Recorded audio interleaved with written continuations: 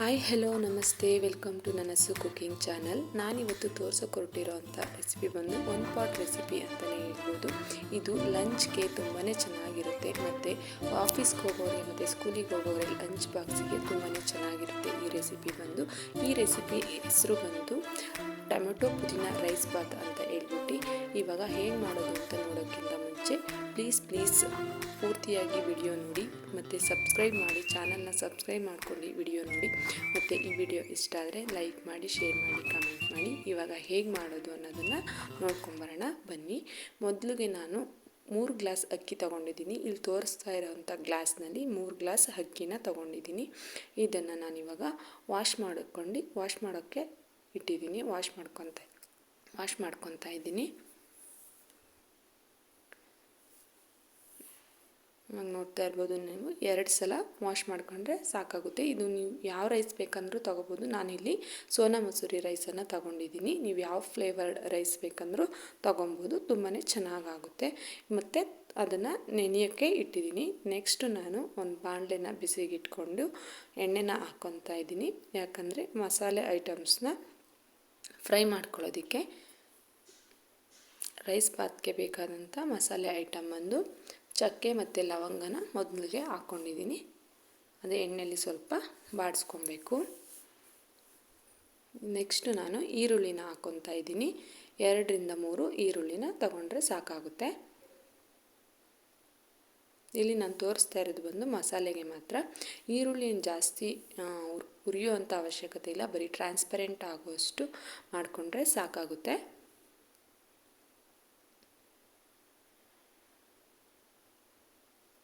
ನೋಡ್ತಾ ಇರ್ಬೋದು, ಇವಾಗ ಈರುಳ್ಳಿ ಟ್ರಾನ್ಸ್ಪರೆಂಟ್ ಆಗ್ತಾ ಇದೆ.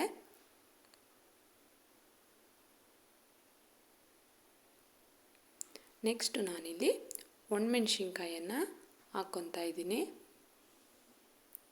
ಒಣಮೆಣ್ಸಿನ್ಕಾಯಿ ಒಂದು 5 ಅಷ್ಟು ಹಾಕ್ಕೊಂಡ್ರೆ ಸಾಕು, ಖಾರದ ಮೆಣಸಿನ್ಕಾಯಿ.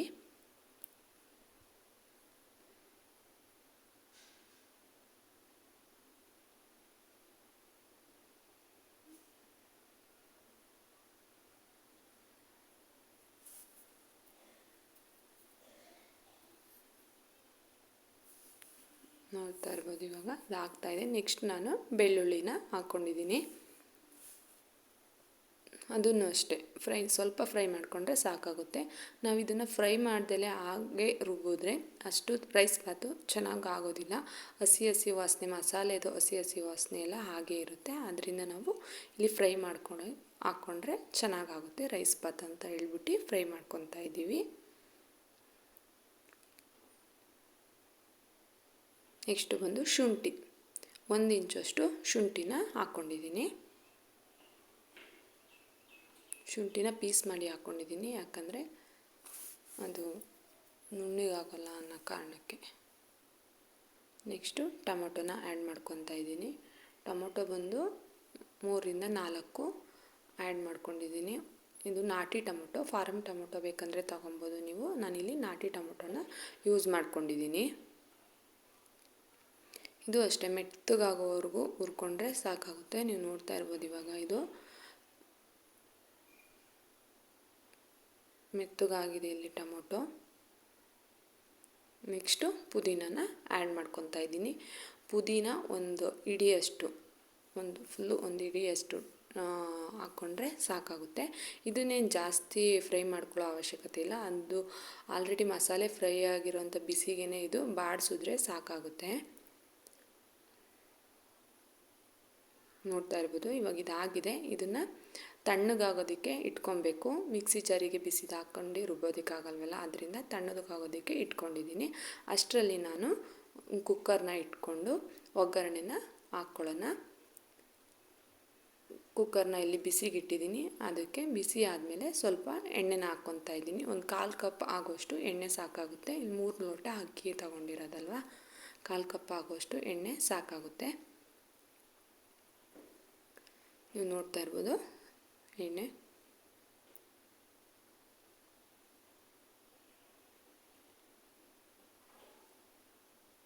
ನೆಕ್ಸ್ಟ್ ನಾನಿಲ್ಲಿ ಸಾಸಿವೆನ ಹಾಕ್ತಾಯಿದ್ದೀನಿ. ಎಣ್ಣೆ ಕಾದಿದೆ. ಎಣ್ಣೆ ಕಾದಾದಮೇಲೆ ಸಾಸಿವೆನ ಹಾಕ್ತಾಯಿದ್ದೀನಿ ಒಗ್ಗರಣೆಗೆ. ನೆಕ್ಸ್ಟು ಕರಿಬೇವನ್ನು ಹಾಕ್ತಾಯಿದ್ದೀನಿ.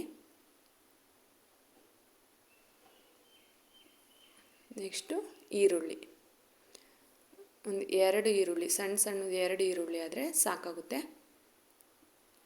ಅದು ಅಷ್ಟೇ ಟ್ರಾನ್ಸ್ಪರೆಂಟ್ ಆದರೆ ಸಾಕು, ಜಾಸ್ತಿ ಏನು ಬೇಯಿಸೋವಂಥ ಅವಶ್ಯಕತೆ ಇಲ್ಲ. ಆಮೇಲೆ ಹೆಚ್ಚಿಟ್ಕೊಂಡಿರೋ ಅಂಥ ಟೊಮೊಟೊನ ಹಾಕ್ಕೊತಾ ಇದ್ದೀನಿ. ಒಂದು ದಪ್ಪದು 1 ಟೊಮೊಟೊ ಅಥವಾ 2 ಟೊಮೊಟೊ ಆದರೆ ಸಾಕಾಗುತ್ತೆ. ಇಷ್ಟೇ, ಇದು ಬೇಯ್ತಾ ಇರಲಿ. ಅಷ್ಟರಲ್ಲಿ ನಾವು ಮಸಾಲೆನ ಗ್ರೈಂಡ್ ಮಾಡ್ಕೊಂಡು ಬರೋಣ.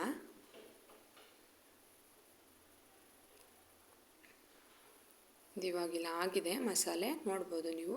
ಜಾಸ್ತಿ ನುಣ್ಣಗೆ ರುಬ್ಬೋದು ಬೇಡ, ತರಿಯಾಗಿರೋದು ಬೇಡ, ಮೀಡಿಯಮ್ ಆಗಿದ್ರೆ ಸಾಕಾಗುತ್ತೆ. ಇದು ಬಂದು ನನ್ನ ಓನ್ ರೆಸಿಪಿ ಅಂತಲೇ ಹೇಳ್ಬೋದು. ಇದು ನಾನು ಹಾಗೆ ಮಾಡಿ ಚೆನ್ನಾಗಿ ಟೇಸ್ಟ್ ಎಲ್ಲ ಚೆನ್ನಾಗಿ ಬಂತಲ್ಲ, ಅದರಿಂದ ನಾನು ನಿಮಗೆ ತೋರಿಸ್ತಾ ಇರೋದಷ್ಟೇ. ನಾನು ಯಾರು ಹೇಳ್ಸ್ಕೊಂಡಿಲ್ಲ ಮತ್ತು ಎಲ್ಲೂ ನೋಡಿಲ್ಲ. ಇದು ಓನಾಗಿ ನಾನು ಮಾಡಿರೋ ಅಂಥದ್ದು. ತುಂಬಾ ಚೆನ್ನಾಗಿರುತ್ತೆ. ಮತ್ತು ಉಪ್ಪನ್ನು ಆ್ಯಡ್ ಮಾಡ್ಕೊತಾ ಇದ್ದೀನಿ ಇವಾಗೇ. ಮತ್ತು ನೀರು ಜಸ್ಟ್ ಎಷ್ಟು ಬೇಕೋ ಅಷ್ಟು ನೀರನ್ನು ಹಾಕ್ಕೊತಾ ಇದ್ದೀನಿ. ನಾನು ಇಲ್ಲಿ ಮುಂಚೆನೇ ಇಲ್ಲಿ ಕಾಯೋದಕ್ಕೆ ಇಟ್ಕೊಂಡಿದ್ದೆ ನೀರನ್ನು. ಆ ನೀರನ್ನು ಬಿಸಿನೀರನ್ನು ಹಾಕ್ಕೊತಾ ಇದ್ದೀನಿ, ತೋರಿಸ್ತೀನಿ ನಿಮಗೆ ಮುಂದೆ. ನೋಡ್ಬೋದು ಇವಾಗಿಲ್ಲಿ ನೀರನ್ನು ಮುಂಚೆನೇ ಕಾಯೋದಕ್ಕೆ ಇಟ್ಕೊಂಡಿದ್ದೆ, ಬಿಸಿ ನೀರು. ಅದನ್ನು ಇವಾಗ ಮಸಾಲೆಗೆ ಹಾಕ್ಕೊತಾ ಇದ್ದೀನಿ.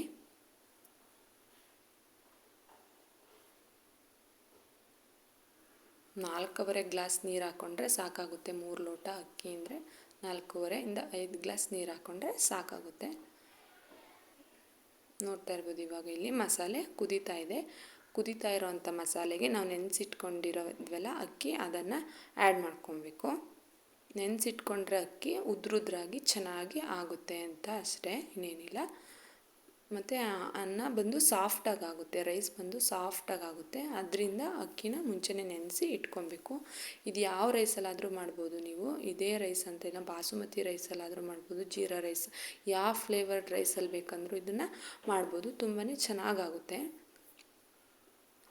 ಇವಾಗಿಲ್ಲಿ ಕುದೀತಾ ಇದೆ ಇದು ಮಸಾಲೆ.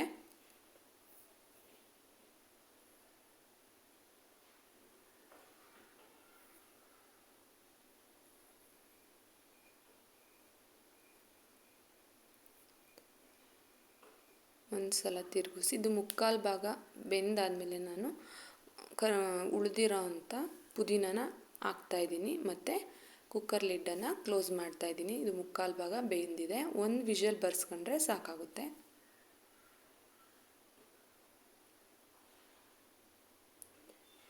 ಮುಕ್ಕಾಲು ಭಾಗ ಬೆಂದಿರೋ ಅಂಥ ರೈಸ್ಗೆ ಆದಮೇಲೆ 1 ವಿಷಲ್ ಬರ್ಸ್ಕೊಂಡ್ರೆ ಸಾಕಾಗುತ್ತೆ. ಇದು ಇವಾಗ ಇಲ್ಲಿ ವಿಷಲ್ ಬಂದಿದೆ. ಮತ್ತು ತಣ್ಣಗಾದಮೇಲೆ ನೋಡಿ ಈಗ ಕಾಣ್ತಾ ಇದೆ, ರೈಸ್ ಬಾತ್ ರೆಡಿ ಆಗಿದೆ.